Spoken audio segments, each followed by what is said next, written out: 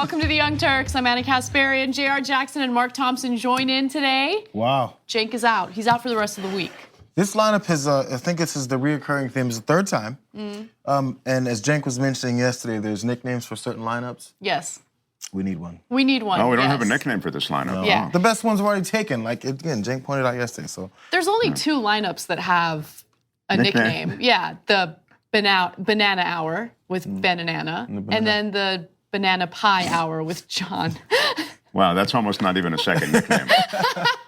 I thought there were real nicknames involved here, but there's really one nickname. Yeah, Banana. All right, anyway, we'll think on it. Yeah, yes. We will. All right, we have a fantastic show ahead for you guys. I'm so excited to talk about all these different topics. Trump responds to criticisms over how he handled Puerto Rico. So we will share his response with you and then give you the facts. And then Cynthia Nixon's debate with Cuomo in New York. They are running against each other in the gubernatorial race, and that debate was fantastic. We have some highlights for you, which we will not only show you, but also analyze and talk through. Yeah, that was really like a junkyard dog kind of thing. I mean, I think those career politicians like Cuomo, they're not used to getting hit back. No, they're not. It was an amazing debate. And also, remember, for the audience that tuned in yesterday, we talked about the corruption of Cuomo, especially pertaining to the investigation of prosecutors who refused to press charges against Harvey Weinstein. Just remember that story because it's very relevant to one portion of that debate, which we'll discuss. All right, with that said, let me remind you guys about NordVPN. NordVPN will protect you and your internet activity. In fact, if you're interested in this, you can get a 77% discount today. Not tomorrow, although if you want to use the discount tomorrow, you can do that too. But if you want to do it today, you can do it today. This is military-grade encryption to protect you and your online activities. Just go to nordvpn.com/TYT to save 77% of this service. And it's great. You don't want to miss it. So do it. All right, now with that said, let's get to the news. There have been an increasing number of reports indicating that the Trump administration is either denying passports to US citizens or threatening to deport US citizens while alleging that their birth certificates are fraudulent. So we're talking about people in the United States with legal status. They've been born in the United States, but the Trump administration is accusing them of having fraudulent birth certificates. Now, this has been a shtick of Donald Trump since the Obama administration when he questioned the legitimacy of Obama's birth certificate. But if you fast forward to what's happening today, you will see that innocent Americans are being targeted by his administration. Some of them are even spending time in detention centers as a result. So according to the Washington Post, a growing number of people whose official birth records show they were born in the United States, but who are now being denied passports, their citizenship suddenly thrown into question. The Trump administration is accusing hundreds and possibly thousands of Hispanics along the border of using fraudulent birth certificates since they were babies, and it is undertaking a widespread crackdown. So to give you some more detail into how horrible this is, in some cases, passport applicants with official US certificates, birth certificates, are being jailed in immigration detention centers and entered into deportation proceedings. In others, they are stuck in Mexico, their passports suddenly revoked when they try to re-enter the United States. In a statement, the State Department said that the US-Mexico border region happens to be an area of the country where there has been a significant incidence of citizenship fraud. So this all has to do with a story from decades ago. Apparently, there was a small group of midwives who would deliver babies in people's homes. And in some of those cases, they falsified documents in order to give those children citizenship status, okay? So this is a really difficult story because this all happened in the 1950s. It is impossible to track down which birth certificates are legal, which are not, which are fraudulent, which are not. So the government alleges that from the 1950s through the 1990s, some midwives and physicians along the Texas-Mexico border provided US birth certificates to babies who were actually born in Mexico. In a series of federal court cases in the 1990s, several birth attendants admitted to providing fraudulent documents. So again, that's terrible, but at the same time, U.S. officials have had a very difficult time trying to decipher which birth certificates are fake, which are real. And so there was this big case involving the ACLU, where the ACLU sued the federal government because in both the Bush administration and the Obama administration, the federal officials refused to give people born along that border passports because they couldn't prove that their birth certificates were legal and non-fraudulent. But then the ACLU gets involved and says, no, this is crazy because a lot of these people are US citizens and you're using this blanket policy on everyone that was born in this particular area. It's unlawful, you can't do that. And the court actually sided with the ACLU and the plaintiffs. Now in comes Trump. Trump doesn't care about precedent. Trump doesn't care about this settlement. He just decides, and his administration decides, well, we're just going to punish everyone. In fact, we're going to put US citizens in detention facilities and deport them, even though in a lot of cases, these people might actually be US citizens. So it's the broad brush approach to what's going on. Okay, so I read deeper also into the architect, the new architect. Previously it was Karl Rove. The new architect who's specifically in charge of immigration issues is Stephen Miller. We already know this, right? The 33-year-old kid from, I think he's from California, barges in and has this approach, and honestly, he breaks barriers for which meetings he's supposed to be in. So this is a very long article, I was reading about it, but the real just quick summary of it, he barges into meetings, he sets up different approaches, he comes in like he owns the place and tells them, I'm the president's guy on immigration. This is what we're doing because immigrants are coming and killing Americans. We have to keep them from killing Americans. Killing Americans, killing Americans, killing Americans. Where have we heard that before and recently? So in doing that, he set up this precedent and also has the president's ear because that's exciting for Donald Trump to hear, and he likes seeing how this works. He was part of initiating the travel ban and family separation. So of course, when Trump is reading these long declarations, which we all know he didn't write, that's the guy. That's the brains behind these discriminatory, broad-based policies, and he's just putting his hatred on everyone else. He's also the one who had the uncle who came forward and said, I don't know why Stephen is like this. It's like he wasn't a part of this family that immigrated here. Right, exactly. So this is the brainchild of the whole thing. And Trump is kind of going along for the ride because he's like, this makes me look better, doesn't matter to anyone else. This is what I was promising when I appealed to all my racists that were voting for me in the general election. So now we're just on a roll. And now we're going to continue this. Yeah, I mean, this was sort of settled, though, as Anna said. You know, in that ACLU case, this very situation down there at the border was pretty well handled. And then now, as JR has just alluded to, you've got Stephen Miller, who just goes at everything like a wrecking ball. And he likes the fact that there's a wrecking ball approach. In other words, he wants there to be controversial policy in place when it comes to immigration. That's why the Muslim ban went down for that opening weekend the way it did, because at the airports, you remember, didn't know what to do, and there were lawyers flooding. That's all Stephen Miller. He wants that. And in this case, he likes these headlines. He likes these controversies. And as we've said, Trump doesn't shy away from them either. He's saying, look, this is what you put me here for, to protect the people who really belong in this country. This is a hard to call it a horrible policy. Yeah. An abhorrent policy seems to just leave you shy of how bad it is. I mean, we're dealing with people who have served the country in the military and who have made substantial sacrifices. I mean, lifetime sacrifices. And we're talking about taking away their citizenship. So it's unconscionable. Yeah, it is unconscionable. And the Washington Post highlights the story of a man by the name of Juan. He spent 3 years as a private in the Army, then as a cadet in border control, which is ironic. And now he is a prison guard.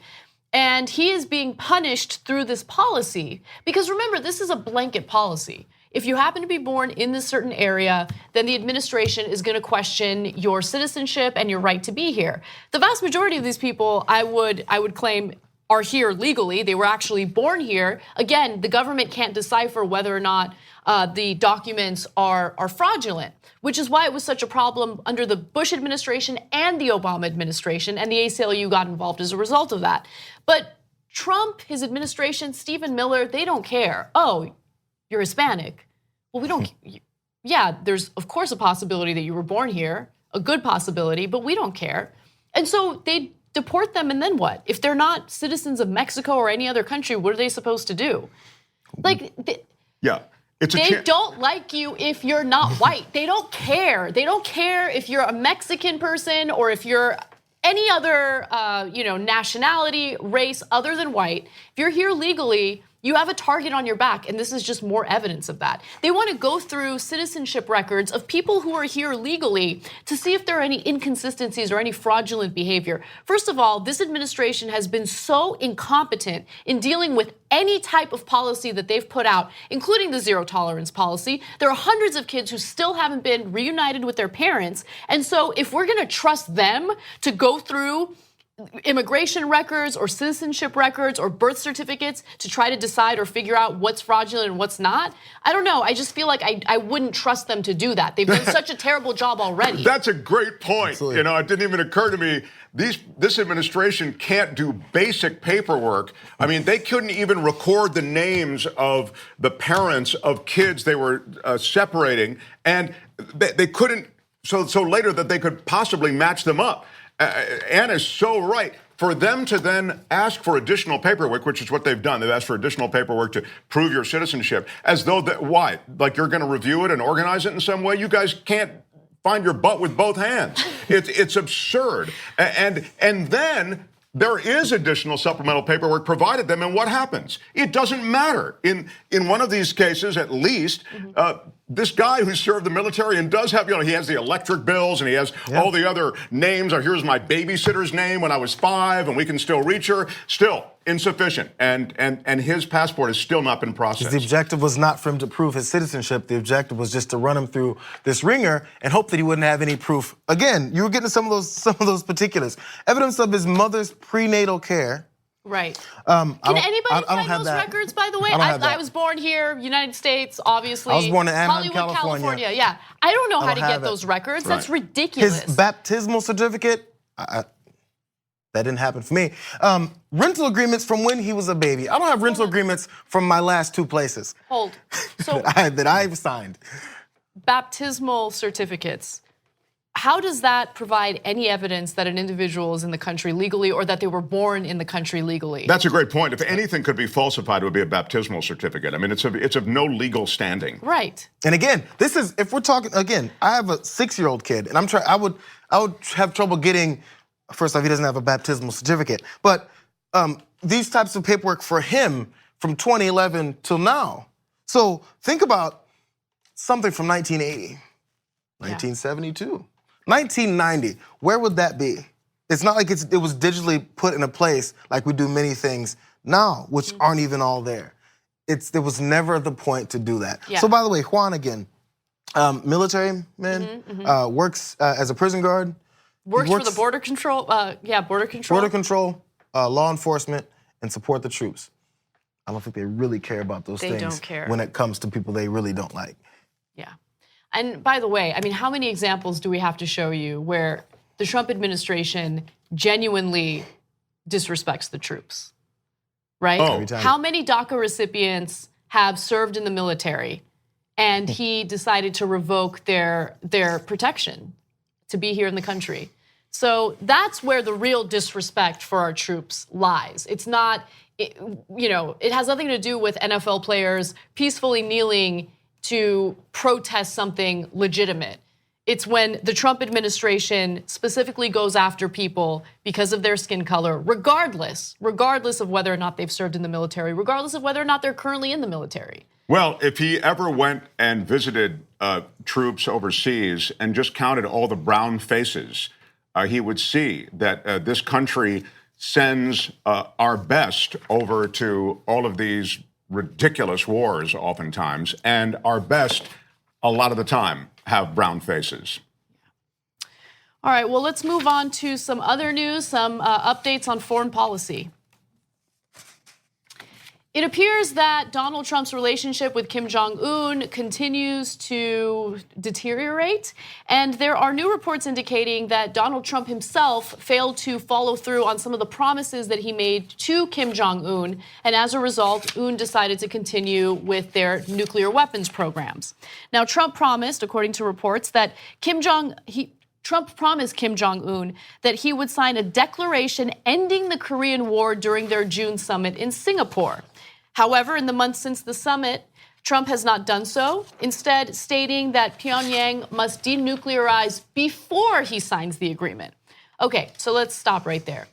Here is yet another reason why Trump bungled this whole negotiation. Because they meet, Kim Jong-un says a few complimentary things to Trump, and then he starts giving away his bargaining chips. Bargaining chip, here, let me give them to you. Runs around, starts doing pro-North Korean propaganda. And why would anyone think that they would need to denuclearize when the president is running around saying that they've already denuclearized? Because that's another thing that Trump did that was disastrous. So let's go to graphic 14. Oh, no, not 14, I apologize. Let's go to graphic 16. Before taking office, people were assuming that we were going to war with North Korea. President Obama said that North Korea was our biggest and most dangerous problem. No longer. Sleep well tonight. This was immediately after his summit with Kim Jong-un. Trump also tweeted at the time, just landed a long trip, but everybody can now feel much safer than the day I took office. There is no longer a nuclear threat from North Korea. Meeting with Kim Jong-un was an interesting and very positive experience. North Korea has great potential for the future. So not only did Trump not follow through with his part of the so-called deal, which was, by the way, was an insanely vague agreement that they both signed, but he had already gone around talking about how North Korea has kept their side of the deal. So if they're going to get that kind of positive feedback from Trump without actually denuclearizing, then why would they denuclearize? It doesn't make any sense. And this backing away now from the Pompeo meeting and from engagement with North Korea, he's trying to do a little bit under cover of night. I mean, you don't see them advertising this in a press conference forum because Trump likes the victory lap. Trump likes the photo op. Trump likes okay, show's over. Let me go collect my Nobel Peace Prize. He likes that part of the game. Yeah. But as you get into the real complexities of denuclearizing North Korea, which is not going to happen because that's the only way that they get America's attention and the attention of the rest of the world. When it comes to that, you're not going to hear much about it because it doesn't serve Trump's interest. So I was reading more on the background of the reason why this is such a big deal between the two. So the standoff now comes because Kim Jong-un wants the declaration of peace or a treaty, not even a full treaty to be signed, because of course, as you were mentioning off, they are also that China has to be involved in it as well. So does Congress. So 2/3 of the Senate needs to vote on this. Trump cannot unilaterally say that the Korean War has ended. So not only do you need China to get involved, you need 2/3 of the Senate to get involved, and that's not happening. So at least this was going to be like a symbolic thing, saying, okay, we're all chill, maybe you can start denuclearizing. And actually, from what I read, there was a point of what Kim Jong-un did trust Trump when he was saying, because they liked his, quote, softer touch, is what one article did point out. They liked how he came in and he was saying, oh, we'll do all this and everyone will get everything they want. But there's other people within the administration, Mattis, John Bolton, who are like, calm all this down. We need to show how much more powerful we are than them. And that's the same approach that North Korea has to have. Because then, of course, from the war, they're thinking, we have to tell everyone these are the sworn enemies that came in and stopped us from doing whatever the hell we wanted to do. And then after they did that, we can no longer show any weakness before they give us something. So the standstill is nobody's gonna give up anything. Now, if you remember right before this summit, when someone asked Trump at a press conference, what are you doing to prepare? And he said, I don't need to prepare. I've been preparing for this my whole life. It's called talking to and becoming nice with and getting along with and having a rapport. That's all I need. I've been preparing for this my whole life. Yeah. So then in doing that, he prepared for this by not knowing any of the background or not knowing what it is. There was like a closed door one-on-one session. I think it's one of the times that he promised. He also promised Kim Jong-chol the same thing days before the summit. So he's saying things he doesn't know what he's giving, and his council doesn't know what he's giving, and they're gonna disagree with him, and it's gonna make him look bad later and make him also not know what the hell he's doing because he didn't know what the hell he was doing. Right. There was so there could be something to this if he knew how to approach it, is the thing. Yeah, look, there was a lack of preparation going into it. And what I mean by that is, just to kind of buttress off what you were saying, JR, from the get-go, there appeared to be miscommunication and lack of communication between Pompeo, Mattis, and Trump. Because Trump kept saying things that conflicted with what Pompeo had said on the record, or what Mattis had said on the record. Well, at one point they said they weren't even going to do it. Remember, we can't pull Right. together this summit this so quickly now. And then Trump says, "Oh no, the hell we aren't. We can't. You know, Yeah. I need my headline." I mean, this is the reason why it's problematic to have a president who has no interest in doing things in a collaborative way. He wants to do things unilaterally. I don't think he has any idea that he can't single-handedly, unilaterally call an end to the Korean War. Now, there's an armistice, between both Koreas.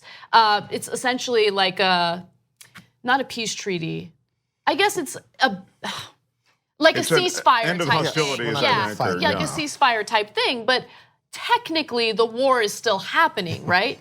And so Trump is like, oh yeah, for sure, yeah, I'll end it. But he doesn't know that he can't single-handedly do that. He needs to get the Senate involved. China needs to be involved. He's a clown. And Or maybe what that means if he doesn't. Because Exactly. again, what it'll happen is it'll allow a lot of people, maybe supporters of his or normal supporters of his, to say, why is he showing this weakness towards North Korea and giving them that concession without getting anything for it? But Right. that's what North Korea wants. They want that guarantee that they're not going to look weak. But Trump's people, Mattis, John Bolton, and those like them, want the same thing. Like, we can't look weak. We're the United States of effing America. What are you gonna do? And then North Korea has the same thing, like, we're gonna put the United States in their place. Remember 1953? That's the standoff. And he didn't understand it. Simple as that. No, he doesn't get it. And, if he were making decisions single-handedly, Anna, I would have a problem. But the fact that he makes a decision single-handedly and he has no clue as to what the playing field's like, what the strategy is, what the history of the situation is, and you can apply this to everything, North Korea and any other decision he makes. That's why things are done so recklessly. Right. Then it takes it to another level of danger. And surrounded by Pompeo and a hawkish White House right now, I worry that they'll talk this guy into an armed conflict in Iran. You're already hearing about they're ramping up the rhetoric on Iran. This is a very dangerous situation because, again, the chief executive is clueless and he could be sold anything. And the thing that I worry about the most is Trump is thin-skinned enough to allow things to escalate, and I feel like things are already escalating. Right now, Kim Jong-un and his officials are claiming that Trump isn't keeping up his side of the deal. All they need to do is insult him a little more, and his temper will flare, and that's the worst-case scenario. That's always been my biggest fear with this whole thing. I love the fact that he wanted to sit at a table and have a conversation with him and negotiate with him, but his lack of preparedness, his lack of knowledge on this issue, his temperament, all of those things could lead to this getting worse. And I don't know, I guess we'll see what's gonna happen in the future. I think they did know they're stroking his ego enough to keep him calm because North Korea doesn't want that either. Yeah, So although, remember the ramp up to that Summit. That summit, thank you, was pretty nasty. I mean, they were both calling each other. One guy's calling Trump's calling a rocket man. He's calling him a crazy, and all sorts of things. So JR, they have trash talked each other. Yeah, and then after they got this potential concession that they wanted, he's thinking, okay, let's give some escalation from the North Korea side, some escalation to what you guys are about to screw up, but let's not anger him too much because then we'll lose what we almost have him on. Yeah, that's a I remember before he was running, we were saying his negotiating tactics, at least foreign leaders studied him and said, oh, you just give him some sugar and dude's gonna be on his knees. Yeah, it's devastating. All right, well, we have some updates on Puerto Rico, Trump's reaction to the new death toll, and other news, so stick around. Remember to use the hashtag TYTLove to tweet to us. We'll be right back.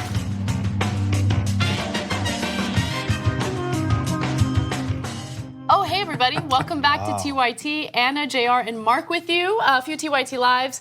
Melly Bitch writes in and says, Trump and his I just love your name. So, Trump and his administration being obsessed with fraudulent birth certificates makes me almost certain he has a fraudulent birth certificate. Yeah, normally it would work that way, right? Right. I mean, they do the projection thing. yes. As you were talking to Jake about on a recent episode of Old School. Yes. Yeah. It was you yesterday, right? Right. It was me and I think Alonzo. Yeah, it was really good. I love that show. Okay, Matt O'Dam says, it's It's also like 2 of Trump's 3 wives and the mothers of 4 of his 5 children weren't immigrants too. Oh, that's such a great point. I mean, go back and check the paperwork on Trump's family. I mean, on his wives and ex-wives' families. Sandrock323 on TYT Super Chat says they are targeting trans activists as well. I wouldn't be surprised. And Mechman FR says on Super Chat as well, I have a new shirt idea. Use the image of Sanders for president campaign and use the phrase hindsight 2020. So we've had that idea, and it's accurate. It's an accurate depiction of hopefully what will happen in 2020. Okay, let's move on to some other news.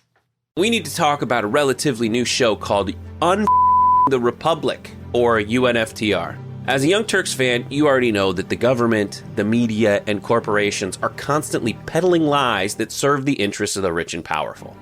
But now there's a podcast dedicated to unraveling those lies, debunking the conventional wisdom. In each episode of the Republic, or UNFTR, the host delves into a different historical episode or topic that's generally misunderstood or purposely obfuscated by the so-called powers that be, featuring in-depth research, razor-sharp commentary, and just the right amount of vulgarity.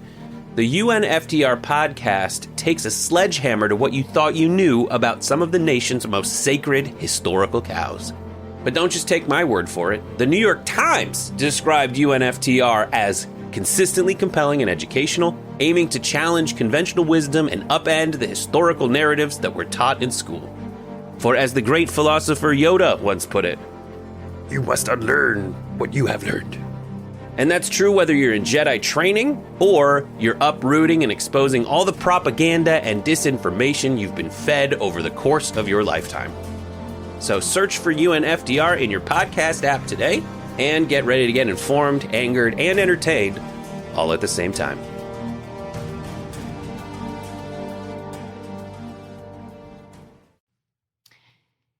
The official death toll in Puerto Rico following Hurricane Maria was updated from 64 deaths to 2,975 deaths.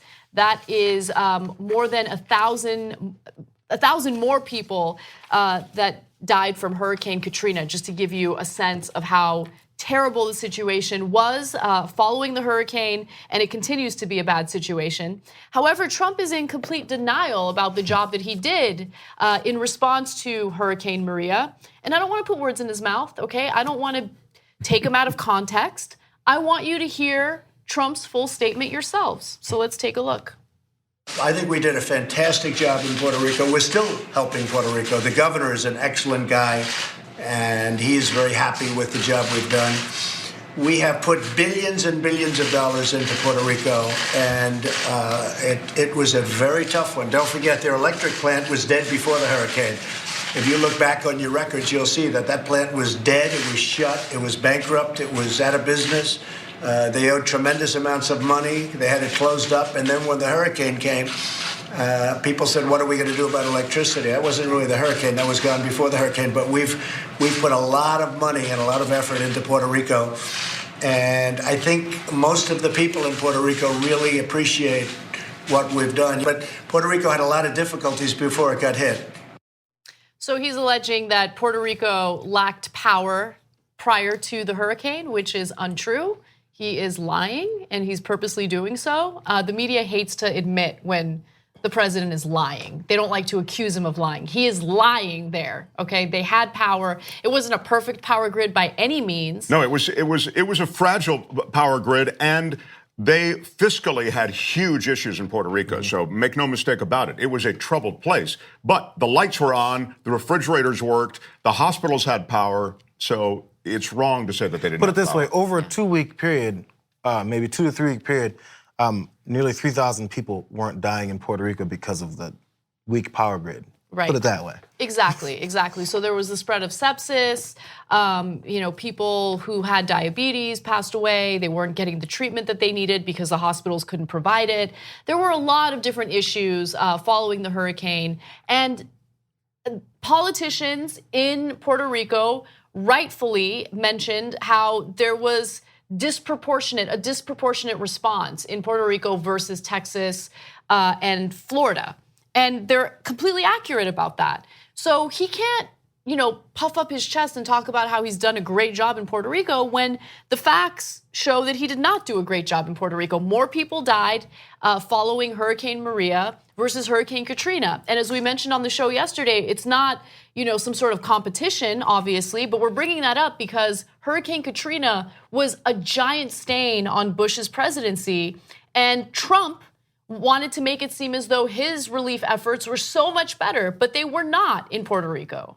No, in fact, this was his brownies doing a hell of a job moment. When Bush went down there and he talked about his head of FEMA and said, it was Michael Brown, I think is his name, said, and Brownie, you're doing a hell of a job. And of course, nothing could have been farther from the truth. Yeah. And I was reminded of it when I watched Trump sort of speak about how great a job had been done in Puerto Rico, when obviously not only has there not been a great job done, but actually a worse job probably than in that.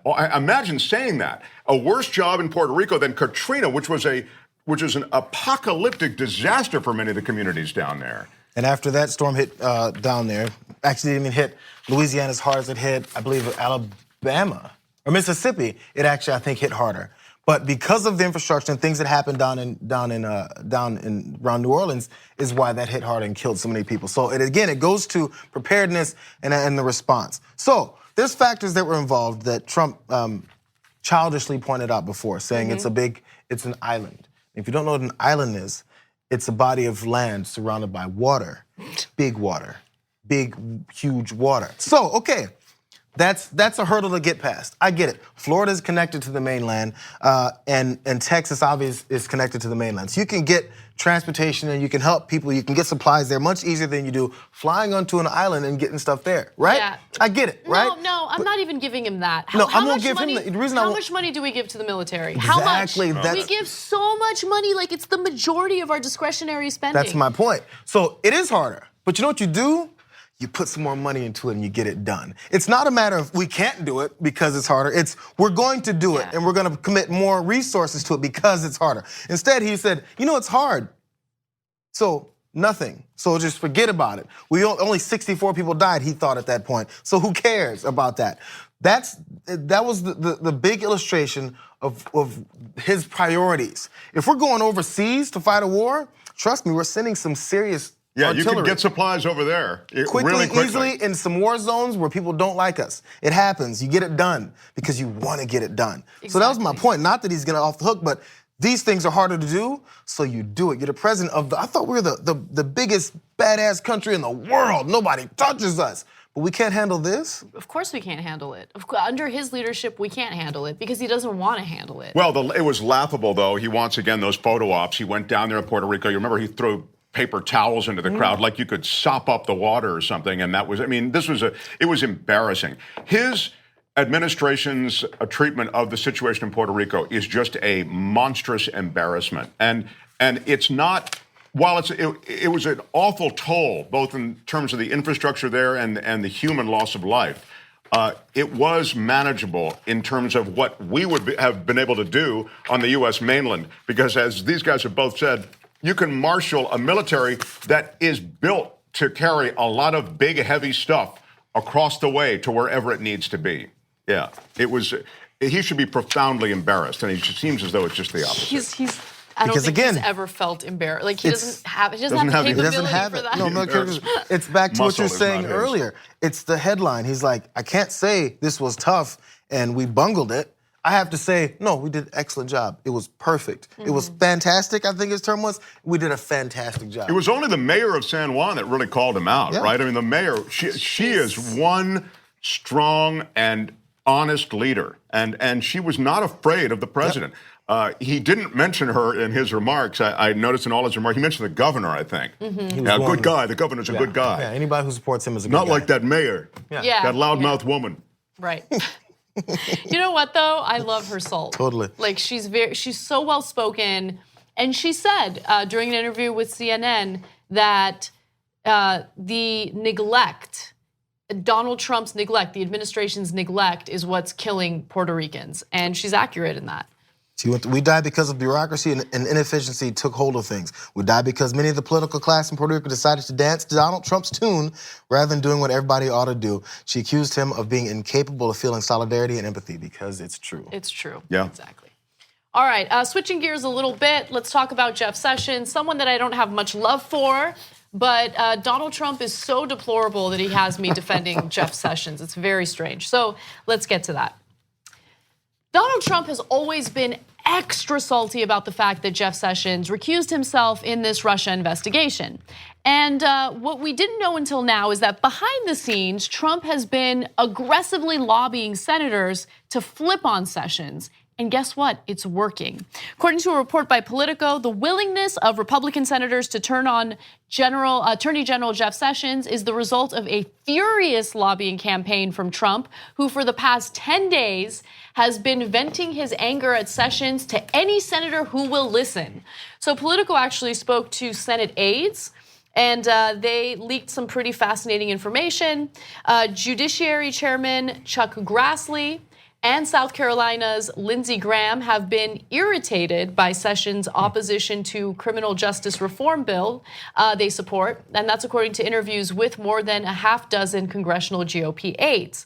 So without further ado, I want to provide some evidence of these lawmakers flipping on Jeff Sessions. I give you Exhibit A, Lindsey Graham talking about Sessions in an interview. Take a look. I hope they can repair these problems, but I don't see that happening anytime soon.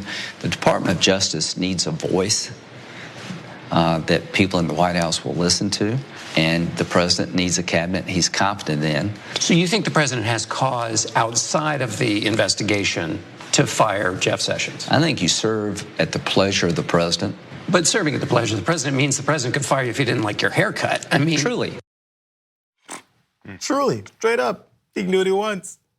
Under that bus, like under it, okay? Like Jeff Sessions is hurt. His bones are broken. I think, though, I mean, and the reason that the president's lawyers and others have counseled the president from firing Sessions is because it is arguably obstruction of justice in plain sight. You know, I mean, what other motivation? Even if you say, okay, well, he's got other motivations. He doesn't like his haircut or whatever it may be. If you go with the Lindsey Graham yardstick, but still. So, but at the same time, sir, there is an investigation going on behalf of the Justice Department, which is involved in your administration and the election, actually perhaps having some connection to the Russians and some sort of conspiracy involving those around you. So, point being, this would be a firing of Sessions. It could be that obstruction of justice in plain sight, although it seems as though in this new Washington, nothing matters. It's amazing. So, okay, for the sake of this conversation, let's just take Russia out of it, okay? Because for some reason that continues to be a ridiculously divisive topic, even for progressives. So let's take it out. Just focus on what Lindsey Graham said in that statement. He says that the Attorney General should serve at Trump's pleasure. No, but that's not the role of the Attorney General. I mean, if you believe in an authoritarian leader, then have at it. Like, that is what you'd want. But no, the Attorney General is not there to be Donald Trump's personal protector, personal like butler, whatever it is. Like, he's not there to serve at the president's pleasure. Are you crazy? You think that's okay? How pathetic and sad is that? He's there to serve at the president's pleasure, and the president can think, hey, this guy isn't doing his job as far as legally to protect the country. So he go, you know, this guy isn't really doing his job for the country. I can get rid of him, not just for yourself. Yeah, exactly. So Lindsey Graham is advocating for the president to have the ability to fire someone if they are not serving the president at his pleasure. And then the very end of that, the tail end of that clip, that means the president can fire someone for not liking his haircut. But truly, that's your response? Or his apparently stupid Southern accent. That's, by the way, yes, mention that, because that's relevant. That's relevant for Trump's base, by the way. Trump apparently can't stand Jeff Sessions' Southern accent. Sounds like he's talking with marbles in his mouth, apparently. Oh, Jerome. He doesn't like his Keebler ears. He doesn't like his sly little smile. Oh, so much drums. He doesn't didn't- like how he to be parts his fair, hair. Trump, as far as we know, has not mentioned anything about Jeff Sessions' ears, but he has mentioned his Southern accent and says that he sounds like he speaks with marbles in his mouth. Okay, let's go to the second video. This is Lindsey Graham again, and hear what he has to say about the family separation policy and who he's blaming it on. Is there, but do you think is there a substantive basis? Yeah, I think the immigration issue, it was poorly handled. The zero tolerance program, I don't know where that came from. And I think that sort of blindsided the president. You know, the bottom line is this. You don't know where it came from? You think it blindsided the president? Okay, I have many things to say, but I don't want to filibuster this panel, so you guys jump in. Well, I'll just say this. It was a front and center item for this administration. I mean, to suggest that the president didn't know and didn't have a hand in it is absurd. It was a front and center top priority item. And it continues to be. The immigration Muslim ban, he talked about it on the campaign trail. These were repetitive issues and winning issues for him. You're damn right he knew about it. Apparently the lobbying efforts from Trump are working, at least on Lindsey Graham. Because, you know, once he comes forward, he said, I love Jeff Sessions. He's a stand-up guy and it's okay that he recused himself. But somehow it's gone now to he was a part of the family separation of the zero-tolerance immigration policies.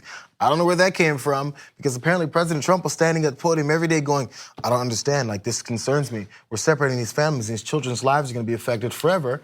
In fact, creating people who hate America because of the disaster we've done to their families, simply for many of them, trying to get away from a more disastrous situation. Yeah. And Trump was actually, he was on TV, I think I saw him shed a couple tears. He was worried, he goes, I'm blindsided. I don't know where this came from. I have no control over what happens within this administration. No one listens to me. At TYT, we frequently talk about all the ways that big tech companies are taking control of our online lives, constantly monitoring us and storing and selling our data. But that doesn't mean we have to let them. It's possible to stay anonymous online and hide your data from the prying eyes of big tech. And one of the best ways is with ExpressVPN. ExpressVPN hides your IP address, making your active ID more difficult to trace and sell to advertisers. ExpressVPN also encrypts 100% of your network data to protect you from eavesdroppers and cyber criminals. And it's also easy to install. A single mouse click protects all your devices. But listen, guys, this is important. ExpressVPN is rated #1 by CNET and Wired magazine. So take back control of your life online and secure your data with a top VPN solution available, ExpressVPN. And if you go to expressvpn.com/TYT, you can get 3 extra months for free with this exclusive link just for TYT fans. That's expressvpn.com/TYT.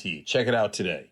Yeah. But JR makes a great point, Anna, quickly, and that is simply that he has worn these guys down. As you suggest, he has politicked, he has stayed after them. Even his inner circle at the White House has finally begun to let go of this because he wants Sessions out, and he may get it, and damn the consequences. It's incredible. And his very public campaign against Sessions continues. During a recent interview on Fox and Friends, he had pretty negative things to say. And I put an attorney general that never took control of the Justice Department, Jeff Sessions. Never took control of the Justice Department. By the way, he was on the campaign. You know, the only reason I gave him the job because I felt loyalty. He was an original supporter. He took the job. And then he said, I'm going to recuse myself. I said, what kind of a man is this? I don't understand why Sessions would, I don't understand why anyone would want to be part of this administration. Trump has no respect, no loyalty, no admiration or affection for anyone other than himself. And he just publicly says the worst things about people who work with him. People that, you know, I don't know. Jeff Sessions has a... Go ahead. For access to that tanning bed, I might work in the administration. That's all I'm saying. Really? That tanning bed is terrible. Well, no, he spends a little too much time there, Anna, but I think you could tweak it in. Smaller and goggles. Get the right look. Get a healthy bronze look there. He needs to choose like a color, a spray tan color that goes with his skin tone. Because like the orange is not. Yeah, a little much. Anyway. A little oversteer. Like, no, straight up. Definitely Jeff Sessions has a wife and 3 kids. And I assume the children are adults. He's an older gentleman. If my father was getting talked about like that on television, I'd be like, okay, hey, Dad, check it out. Listen, if you want me to, I'll talk to him for you, since apparently you're over here looking. It's real soft on TV right now. You want me to call him? Hey, you know, I'll send him a letter. You want me to I gotta do something because right now you're making my whole name look bad. You're letting this man talk about what kind of man is this? Only reason I hired him is because of his loyalty, and I expected him to get back on his knees. What kind of man is this to not get on you? Anyway, he's got on his knees for other things to bow down to Trump anyway. So he's been that guy. Never took over the Justice Department, this lifelong attorney. Oh, no, just he's nothing unless he does my bidding, which he's done 98% of the time. 98% of the time. Look, I have no love for Jeff Sessions. So there's a part of me that's just amused by this. And, you know, you get what you deserve. He was one of the early supporters of Trump, and that's what you get for supporting a terrible human being. But at the same time, this sets a dangerous precedent. If you believe in democracy, if you believe in a fair system of government, Trump has shown himself to be a real authoritarian. And if he's willing to fire the attorney general because he's not doing anything and everything that Trump wants, well, that's not something that I could ever stand behind or support. So one final thing that I wanted to mention, of all those who are starting to bend and you know, act in a certain way to please Trump, there's one senator who has stood firm in his support for Jeff Sessions, and that's Senate Majority Leader Mitch McConnell.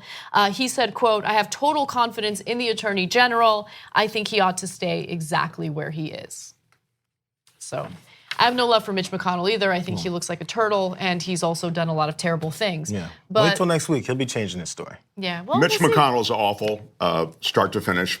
But how he looks doesn't really, I don't care. No, I know. That's the least relevant part. I find it charming almost that he looks that way. Do you really? I mean, charming. You do love turtles. In other words, it makes me. Okay. That's it. I do love turtles. All right. There, it's out there. All right.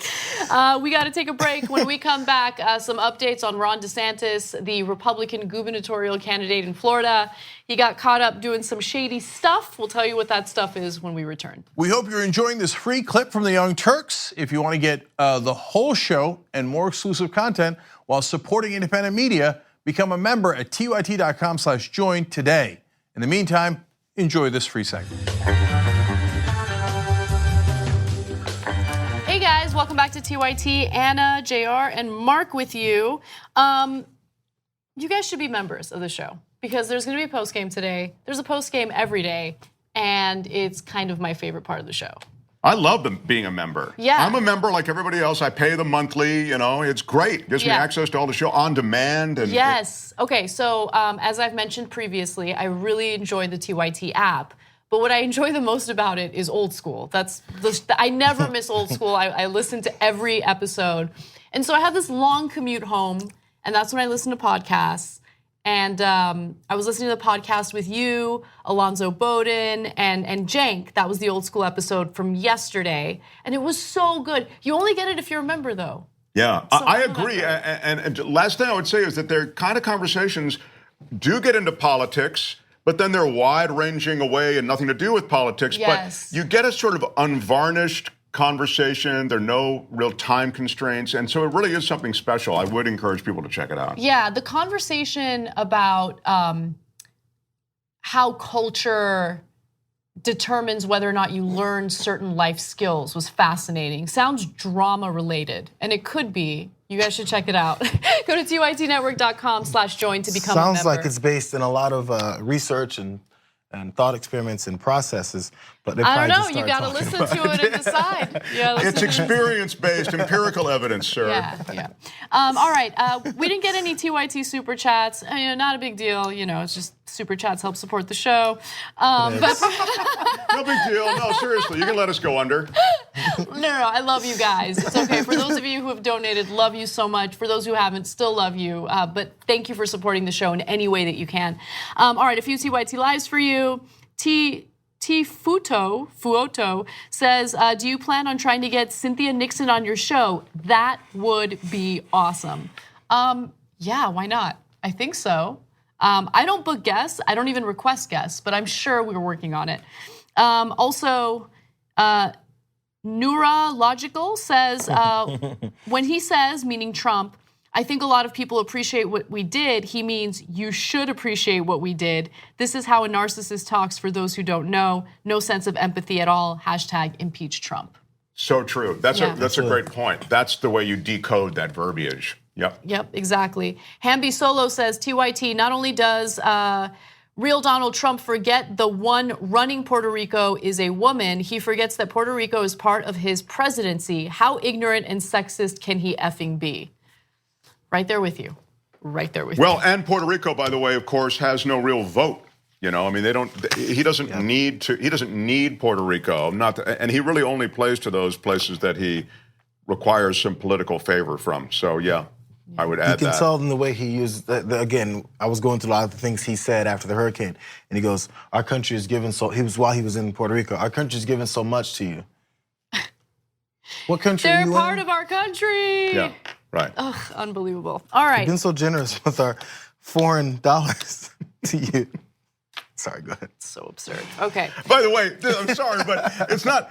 Somebody could have just reminded him, because he is going there and he is talking about this place, which is center stage for that moment. They would go, hey, just to remind you, of course, Puerto Rico's a Commonwealth, blah, blah, blah, blah, part of our country. I mean, you might have explained Guam or something to him, Yeah. He might have overlooked it because you're like, there's no way he doesn't know that. Like, it slipped your mind because you're like, okay, how low of an intellectual level do I have to go to prep him? What do I start with? Pictures. Yeah, we know now. It's pretty low. Much lower than this is the United States. Yeah. Okay. Do you think he could point to the United States on a map? I mean, look, we didn't do this story, but he failed to color the U.S. flag correctly. He made one of the stripes blue. Red, white. I think you couldn't identify probably easily 7 states and their location on the map. And I always felt that during these conversations he was having with media that was giving him back rubs in the election ramp up, I thought somebody should ask him, well, can you just on this map just show me Syria? Just show it to me. Right, they've been scared off because of the Palin gotcha back. I think you're right. Probably couldn't have gotten away with that. Katie that would have Couric, been. Right? Because Katie Couric asked what newspapers you read. And it was a genuine question. Yeah. It was supposed to be a softball question. But you're right. The Syria, my scenario probably would have been, it's too much of an obvious It'd have been gotcha. like, oh, look at this guy. Look, he's trying to trap him. Okay, moving on. Representative Ron DeSantis from Florida is in the news again following his terrible racist statement regarding his Black Democratic gubernatorial opponent, Gillum. We talked about that yesterday. He accused voters of monkeying this thing up if they end up voting for Gillum. Well, now we have some more details on who Ron DeSantis really is. Media Matters did an investigation into a questionable Facebook group, a racist, horrible Facebook group that Ron DeSantis was actually an administrator of. So DeSantis was one of 52 administrators and moderators of the Tea Party group, which is not affiliated with the official Tea Party Patriots, including former Arizona Republican Senate candidate Kelly Ward, no shocker there, and Virginia GOP Senate candidate Corey Stewart, both of whom still serve as admins. Now, when Natalie Martinez with Media Matters broke this story and tweeted about it, DeSantis was like, oh yeah, let's be cool. I'm no longer admin. What are you talking about? How much of a joke can you possibly be? Like, it doesn't make it better if you, after the story comes out, decide to no longer be the admin. But let me give you more details. Several members of the group have shared DeSantis's campaign posts, with one specifically naming the candidate as an admin of the group with nearly 95,000 members, which is depressing, by the way. Like 95,000 people were like, yeah, I totally love this page. So why was this page so problematic? The group's members have shared racist, misogynistic, and offensive posts, including posts slamming Parkland shooting survivors and disparaging Black Lives Matter activists, comparing both to Hitler. That makes sense. Okay.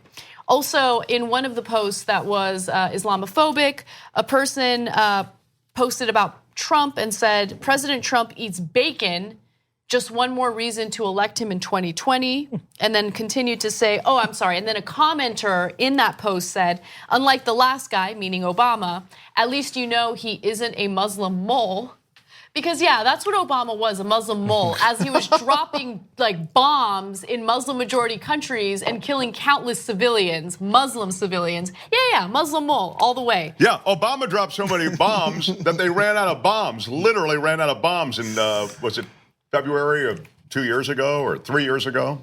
So look, this is just it's a forum for hate. It is. And it's stomach turning, as Anna says, to see those numbers of people who go in for it and contribute to it and lift it to another level. So as things were getting, I'm not sure you pointed out yet, but the people that were promoting him. Go ahead. Within the group. So I didn't want to bring it up if you hadn't yet. I had not. But so he's getting promoted by certain people within this Facebook group, hate group, and on purpose. Obviously, he's running for governor. So as he's getting promoted throughout the group, then, as you said, he decides to jump back out of it. There's nothing, the point of this whole thing, the reason they brought this background of him up is because what happened right after he won his primary, and he's gonna face off in the general election, and then he decides to bring up the monkey it up comment. Right. So now his background gets pointed out. If you don't think, the point of bringing all this up, if you don't think these guys don't know who they're appealing to, who they're speaking to and how they're speaking to them, you're wrong. They don't go into interviews without knowing what they're gonna say, without being coached up on talking points, without having things scribbled on their hands the way Sarah Palin did. There's an approach they have. There's reason they're called talking points. They know what they're supposed to say. You're not supposed to call it a Democratic debate. In that same sentence where he said monkey things up, he said the Democrat debate.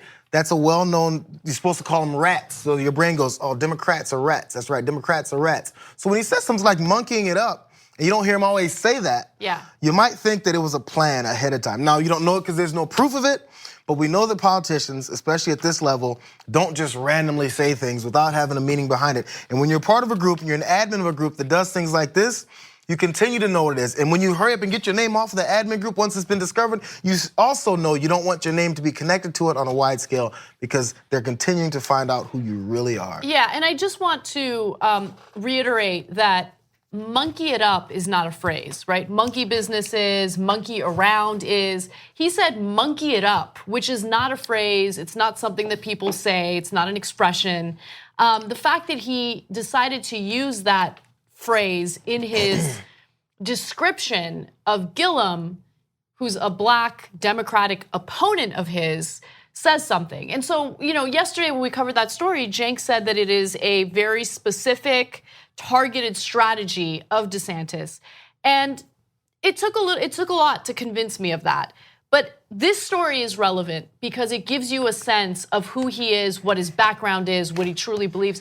No one would agree to be an admin to a page like this unless they subscribe to the crazy stuff that's posted there. And just one final thing, I wanted to save the best for last.